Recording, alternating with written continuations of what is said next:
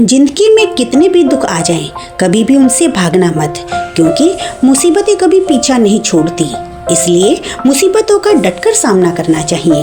एक बार की बात है कि एक व्यक्ति अपनी जिंदगी से बहुत ही दुखी था। उसे समझ नहीं आ रहा था कि उसके साथ हमेशा बुरा ही क्यों होता है। घर पर परिवार वालों से अनबन, बिजनेस में व्यापारियों के साथ हमेशा अनबन रहती थी, मित्रों के साथ भी हमेशा बहस होती रहती थी। उसे समझ ही नहीं आ रहा था कि ऐसा क्यों हो रहा है। उसे हमेशा ऐसा ही लगता था कि सब उसके दुश्मन हैं। यहाँ तक कि वह अपने घर वालों को भी अपना दुश्मन मानता था। एक दिन वह परेशान होकर इधर उधर टहल रहा था कि उसे एक सिद्ध बाबा मिले।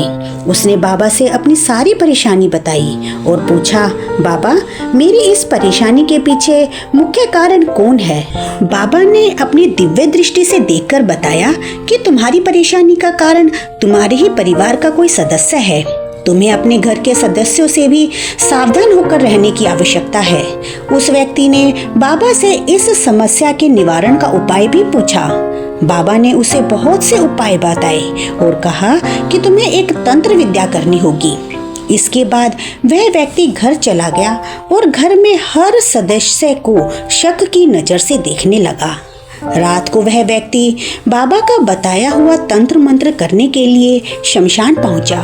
वहां पहुंचकर वह देखता है कि एक चिता जल रही है और उस चिता के पास एक व्यक्ति बैठा हुआ जोर जोर से हंस रहा है और कह रहा है कि ओ भाई, चिता पर सवार होकर कहाँ जा रहे हो?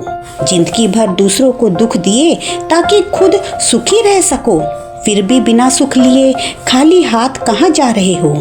फिर जो व्यक्ति तंत्र मंत्र करने आया था वह उसे व्यक्ति से पूछता है कि भाई, तुम कौन हो और इतनी रात को इस चिता के पास क्या कर रहे हो? फिर वह व्यक्ति जवाब देता है कि मैं एक सन्यासी हूँ। मैं यहाँ पर जीवन को मृत्यु में बदलते हुए देखने के लिए आता हूँ कि किस प्रकार से सदैव अपने आप को अमर मानने वाला, कर्म करने वाला व्यक्ति दुख से पीछा छुड़ा रहा है, सुख के पीछे भागता है और अंत में अपना शरीर छोड़कर अग्नि में भस्म हो जाता है। फिर उस सन्यासी ने व्यक्ति से पूछा, तुम इतनी रात को शमशान में क्या करने आए हो? व्यक्ति कहता है कि गुरुदेव, मेरा बुरा समय चल रहा है। लोग मेरे साथ बुरा व्यवहार करने लगे हैं। लोग मुझसे जलते हैं। सब मिलकर मुझे बर्बाद कर देना चाहते हैं। इसलिए एक सिद्ध बाबा के कहने पर मैं यहाँ पर तंत्र मंत्र करने आया हूँ। उस व्यक्ति की बात सुनकर सन्यासी मुस्कुराए और कहने लगे, इतना करने की क्या आवश्यकता है? मैं तो तुम्हें अभी बता सकता हूँ कि तुम्हारे दुख का कारण कौन है। व्यक्ति सन्यासी के चरणों में गिर गया और कहने लगा, गुरुदेव, जल्दी बताइए। फिर सन्यासी बाबा उससे पूछते हैं कि क्या तुम्हें तैरना आता है? वह व्यक्ति कहता है, नहीं गुरुदेव, मुझे पानी से डर लगता है। यह सुनकर गुरुदेव उस व्यक्ति को एक नदी के किनारे ले गए और उस नदी में धक्का दे दिया। उसे तैरना नहीं आता था, इसलिए वह बचाओ बचाओ चिल्लाने लगा, लेकिन कोई भी उसे बचाने नहीं आया। उसने सन्यासी को भी मदद के लिए पुकारा। सन्यासी उसे बचाने के लिए नदी में कूद गया और उस व्यक्ति को बाहर निकाल लाया और उसने पूछा, क्या तुम ठीक हो? यह सुनकर उस व्यक्ति को बहुत गुस्सा आया और कहने लगा, सारी दुनिया मुझे मारना चाहती है, तुम भी उनमें से ही एक हो। यह सुनकर सन्यासी जोर जोर से हंसने लगा और उस व्यक्ति से कहने लगा, पहले तुम मेरे कुछ सवालों का जवाब दो। मैंने तुम्हें नदी में धक्का दिया इसलिए तुम डूब रहे थे। उस व्यक्ति ने कहा, हाँ, तुमने धक्का दिया इसलिए मैं डूब रहा था। फिर वह सन्यासी बोला, तुम्हें कोई बचाने नहीं आया इसलिए तुम डूब रहे थे। वह व्यक्ति बोला, हाँ, बिल्कुल ठीक। फिर वह सन्यासी उस नदी में कूद जाता है और कुछ समय तैरकर वापस उस व्यक्ति के पास आ जाता है। फिर वह सन्यासी उस व्यक्ति से कहता है, देखो, नदी भी वही है जो पहले थी। मुझे किसी ने धक्का भी नहीं दिया, मुझे किसी ने बचाया भी नहीं, लेकिन फिर भी मैं सही सलामत बाहर आ गया। क्या ये चमत्कार नहीं है? उस व्यक्ति ने जवाब दिया, इसमें क्या चमत्कार है? आपको तैरना आता है इसलिए आप बाहर आ गए।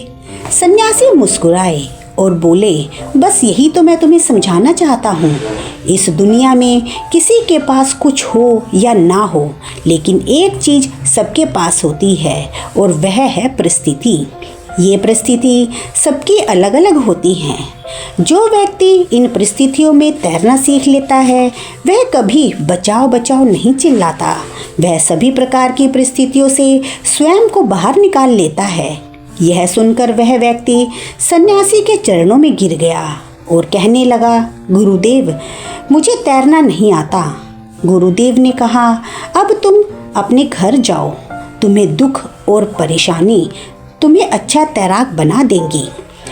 फिर तुम कभी भी परिस्थितियों की नदी में नहीं डूब पाओगे। लेकिन याद रहे, अगर तुम अपने दुखों से भागोगे तो परिस्थितियों की नदी में डूब जाओगे। कोई भी तुम्हें बचाने नहीं आएगा। यह कहकर सन्यासी वहाँ से चले गए। उस व्यक्ति को अपनी भूल समझ आ गई।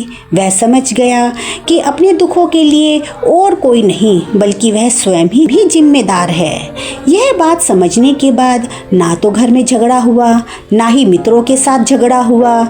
इसलिए हमेशा याद रखो, जीवन के दुख और परेशानियां वो गुरु हैं जो तुम्हें परिस्थिति रूपी नदी में कभी भी नहीं डूबने देंगे।